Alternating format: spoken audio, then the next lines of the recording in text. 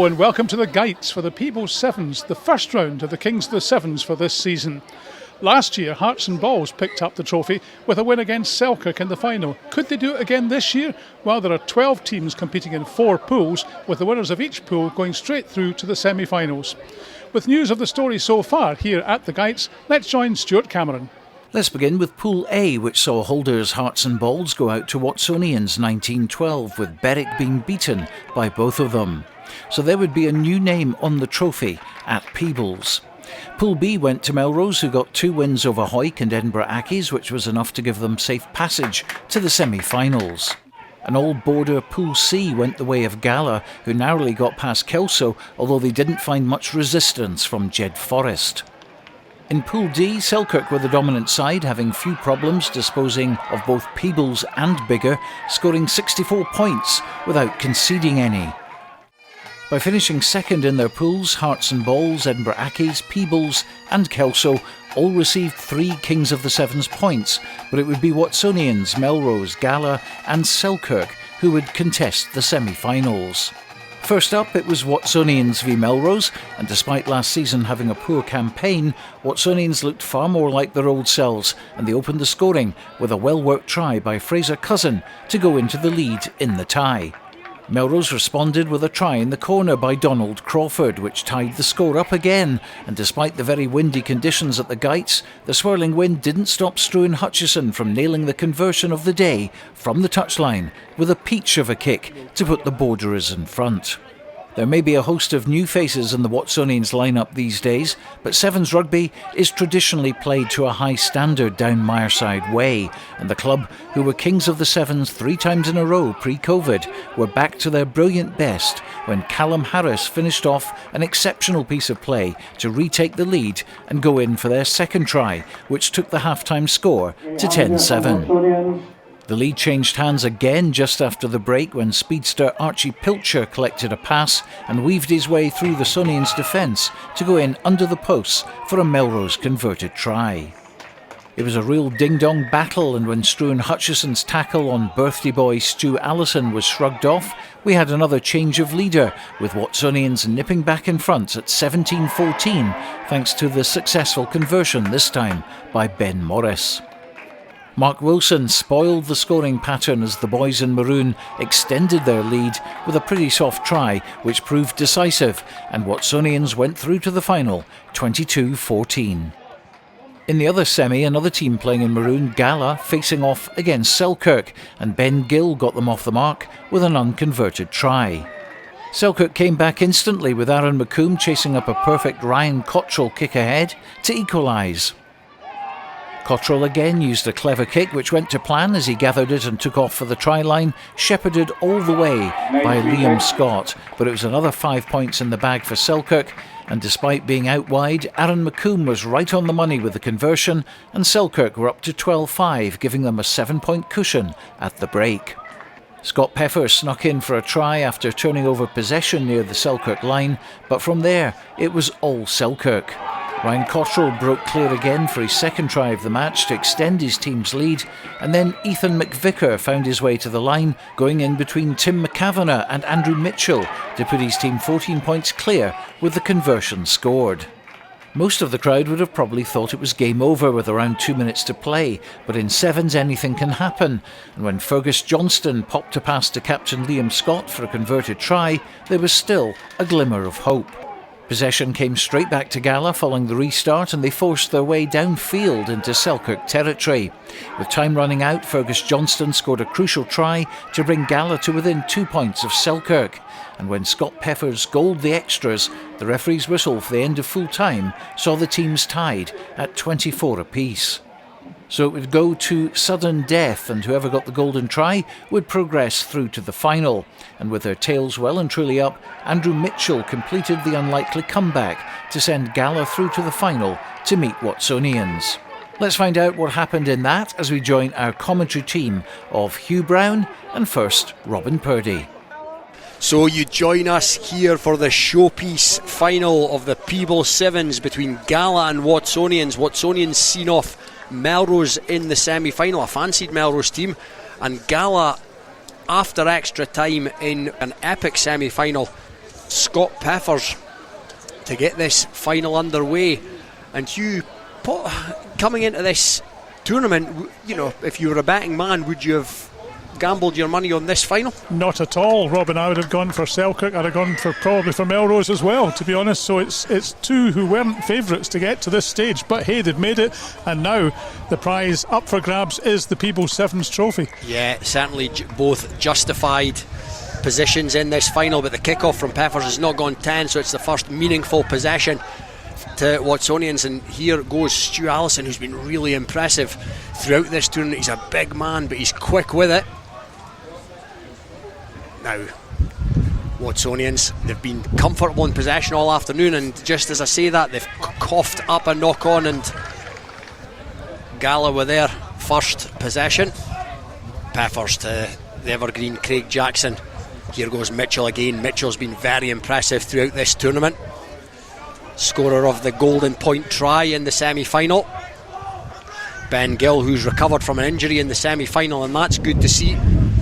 Now out to Harris Rutherford. Rutherford to Peffers. Peffers has got McCavanagh for company, but he cuts back inside. Has that been spilled forward? No, it's going to come back on the Gala side. Tim McCavanagh. Liam Scott picks it off the bootlaces. Now it's Jackson, the playmaker, and it's been knocked forward on that occasion by that man Andrew Mitchell, who other than that mistake's been impressive throughout the tournament, Hugh. He has certainly impressed me, and I think we have the job later on this afternoon of naming the man of the tournament, and well, he must be in with a shout. He's in the shake-up, Hugh, that is for sure, as are others on show. Stu Allison, certainly the burly character from Watsonians, the captain. He's got 3 tries to his name so far this afternoon. Fergus Johnson's got 3 for Gala. But it's Watsonians deep inside their own 22 in the final of the Peebles Sevens, and that's an outside break. Now Mitchell's across the cover. Craig Jackson chops him down. Watsonians still in possession. Here they come, and now that's a break, half break at least. But Liam Scott, the dog of a flanker, Liam Scott, and he's won the penalty as well. Great play by Scott there. He never gives less than 100%. Craig Jackson with a quick tap. Harris Rutherford on this side, but Jackson straightens, finds Scott. Scott finds Mitchell. Mitchell to Kavanagh. He only knows one way. Now Kavanagh, will he get out the back door? I think that was Gill that was lurking with intent, but it's back with Jackson. Jackson to Scott. Now Rutherford. Rutherford's got dancing feet. Rutherford, he's got Peffers. Peffers was on the cut. Now has Peffers picked up an injury? It's back with Scott. Done well to evade the touchline as much as the defence. Rutherford helps to secure the ball for Jackson. Mitchell to Gill. Gill straightens and goes. McCavanagh. Now can McCavanagh go down the touchline? Back to Gill. Gill's dumped unceremoniously there. Oh, but Watsonians are in, and they'll be happy with that defensive set. And he's overcooked that, and it's came back into the hands of the Gala players. Now it's Craig Jackson. Will Jackson fancy a crack? He goes to Mitchell. Mitchell's got the speedster Ben Gill. Now will he find Gill on the inside? Gill helps to secure it. Finds Jackson. McCavanagh. Harris Rutherford. Rutherford straightens and goes. Is this the first try of the final? No, he's been well marshalled by the defence. Now will Watsonians come back with it? Yes, they will. Scott's in there fighting for it. But Watsonians now, can they go coast to coast from deep? Was that a knock on in there? Referees deemed that to go back, deems that has gone backwards. Now Watsonians have men here if they choose to use them. And it's the inside pop pass. And it's going to be a race here. Ben Gill is in pursuit, but it's Fraser Cousin. Fraser Cousin's going to go in for his second try of the afternoon. He's going to go under the posts at that, Hugh, and that is against the run of play. It is, because it looked as though Gala were heading to score the first try, and look at that. Just shows you, as we've mentioned so many times this afternoon, one small error makes all the difference. And they just lost the ball, and there we are, as you said. Fraser Cousin ran the length of the pitch to put the first points on the board in this final of the Peebles Sevens 2022. It's Watsonians 5, Gala 0. Conversion to come. Yeah, and you'd fancy him to get this conversion from here. And he's done exactly that, and that is attack that stemmed from defence. Like I say, Watsonians trusting the D, as they say. 7. Ben Morris in a playmaking role. He goes deep. It's going to be taken in by Gill. Gill to Peffers, to Craig Jackson, to McCavanagh. McCavanagh's a powerful operator, but he's been well dealt with there on that occasion. Now have Watsonians turned that over? Now it's came back on the far side as the shadows start to lengthen here at the Gytes. That was a loose pass by Peffers, but it's picked up by Jackson. Rutherford to Mitchell. Mitchell's got Gill, but Mitchell has a crack himself, and that's good running by Mitchell, who's went well all afternoon. Now he's looking around for the support. Is he going to find it? No, it's going to be a penalty. Yeah, he held on just that bit too long. There was no support there, in fairness to him. He'd kind of run away from his support. He was looking for Gill, but Gill had gone the other way. Now it's Watsonians with a chance to counter, having soaked up more Gala pressure inside their own half. Final of the Peebles Sevens, 7-0 to the good Watsonians, who have been, some might say, a surprise package this afternoon, but they've obviously come down here full of confidence. That's a good bit of defensive work by Craig Jackson in there, and he's now won a penalty for his team. Gala, of course, Jackson, many medals in his cabinet in the black and yellow of Melrose, and he finds Peffers, and that looked forward, Hugh, and the referee's called that correctly. The referee blows for half time, and Gala have put plenty into that. They've huffed and puffed, but they've not managed to blow down the door of Watsonians, and it's Watsonians who go into this half time break 7-0 to the good. Stuart Johnson, who's done so well, of course, having come into Gala last summer to assist Fraser Thompson. He's now the head coach at Netherdale. He's in there rallying the troops. Liam Scott making his feelings known as well. Now Gala have used their bench well this afternoon. Conan Sharman, Watsonians coach, is in there. Fine exponent of the abbreviated code in his day, Conan Sharman, a pace man.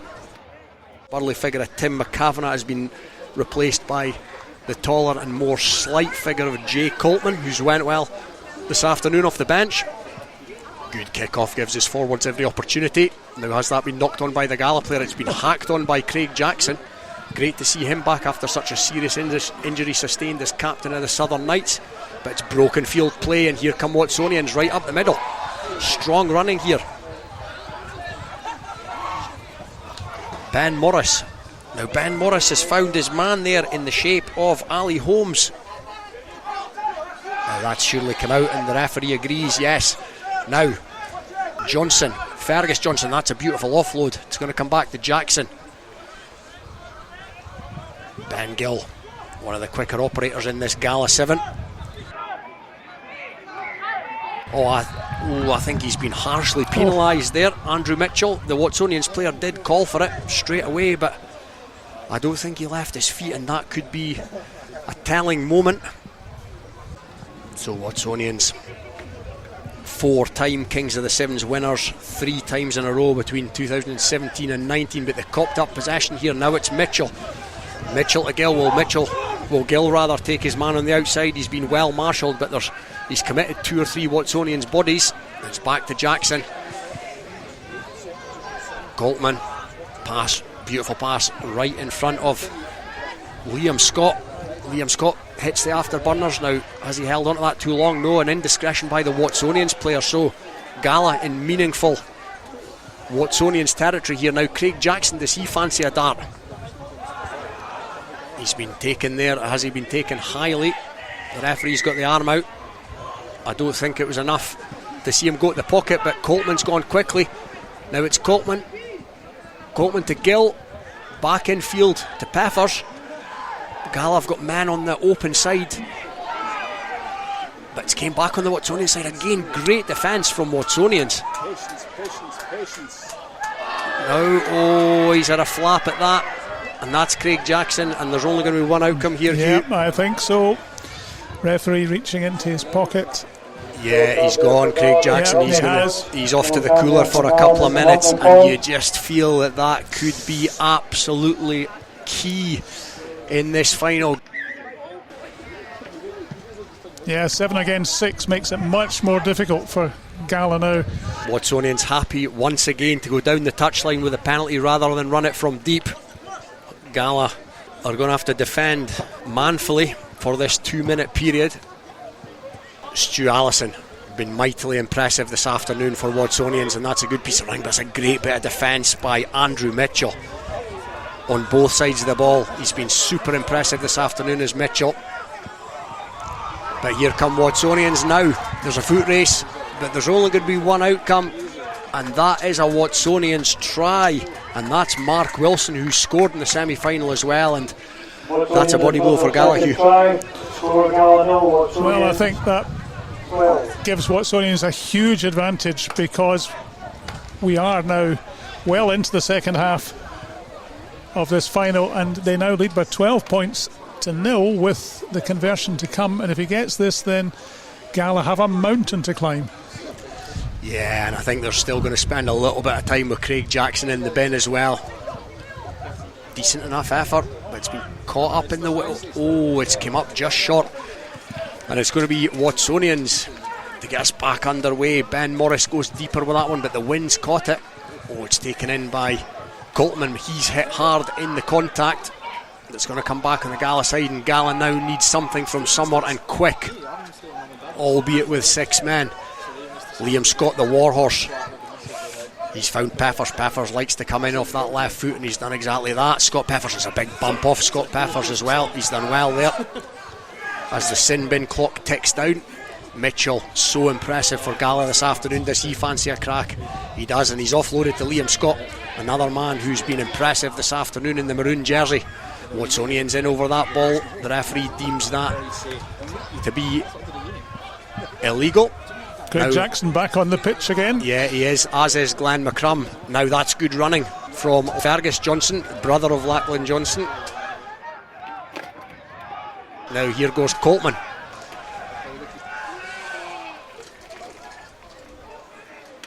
Coltman, that's Liam Scott.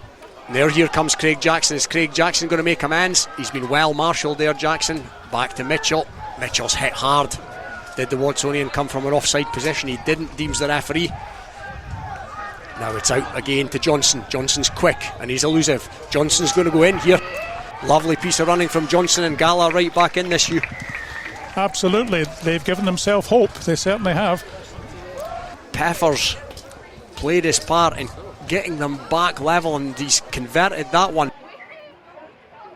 A close run thing. Oh, but that's lovely offload. There's pace being shown here, real pace. Peffers is not going to get him. Oh, but that's great defence by, and a great offload. That's Ben Morris that takes it in. Now it's Ali Holmes. Is Ali Holmes going to in the corner? Ali Holmes is in the corner, and that puts the tie to bed, Hugh. You have to feel.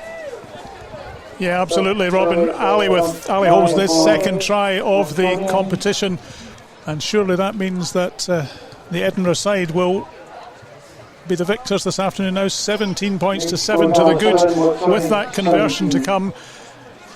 Maybe the extra time in the semi-final was just too much taken out of Gala. Yeah, and it was the second semi-final at that. And the referee brings proceedings to a close. Final score in the final of the Peebles Sevens is Watsonians 17, Gala 7.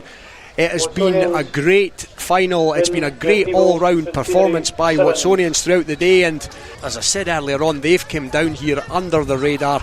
Not one of the fancy teams, I wouldn't have thought, for most of the punters that are here, but they are worthy winners. Stuart, congratulations, Watsonians are back. Yeah, it's been a tough couple of years. We've not quite been at it, but the boys really dug deep today, and we proved a lot of people wrong, so very happy with that. It's been a good day. You showed what you meant by defeating last year's winners in your first pool tie, the Hearts and Balls. Yeah, we knew they were going to be tough. They're really well organised, a couple of big boys, but we just played our structure and we just dug deep and we got there. But no, we knew what they were going to be like, and very proud of how the boys performed. It's really close. I mean, those are the games that you're a bit sour, a bitter pill to swallow. But hey ho, I think that semi-final maybe took a wee bit out of us as well. Watsonians were really dogged, and we knew that for the off, that they were going to be a dogged side, and I think we were pretty dominant physically and stuff, but just little details let us down. Little details. sometimes we weren't playing the basic rugby that we played in the semi-final and stuff like that. But hey, I'm quite happy with the performance, to be honest. First hit out of the season, really, and I can't fault the boys' effort. Absolutely brilliant effort, and credit to WATSONIANS, they were good as well. What a semi-final it was. You mentioned it. Went into extra time. You were 24-10 down and looked dead and buried, and you came back. Well, that's exactly what I was saying to the boys. 14 points down, dead and buried, 2.5 minutes to go or something, and everybody would have written us off. But I mean, that's what's so good about the team. Just so much heart, so much character, and we can drag ourselves out of those kind of holes. But when you've got a semi-final like that, and then you're straight into a final 10 minutes later, it's no easy on the legs or the lungs. So it's no excuse, but no, it was a thrilling semi-final and a great one to play in, but probably just a bridge too far for us, to be honest. It was a tough final against Gala because they'd come through a close semi-final and an extra time, so you knew you were going to have to work really hard in the final. That's it, but we know what Gala like. They dug deep, and boy did they dig deep, and we were defending on our line for a couple of minutes, and they really took it to us, so we only scraped by. But no, they're worthy finalists. We're really good. Now, you won Kings of the Sevens a few years ago, but this is a very different WATSONIAN side out on the pitch today. Yeah, I wasn't actually at the club back then, and since I've joined, it's been a really young team, full of exuberant players, but not quite had the experience. But you can now see we're starting to come good. It's been a couple of years we've been playing together, so things are starting to sort of come together. So more to come, I hope. So there we are, a great start to the Kings of the Sevens tournament here at the Gytes in Peebles. And overall, the victory goes to WATSONIANS. Next week we move on to Hawick, to Mansfield Park for round 2 of the Kings of the Sevens. But we've a new name on the trophy for the Peebles Sevens. Congratulations, WATSONIANS. Thanks for joining us, and from all of us here at the Gytes, it's goodbye.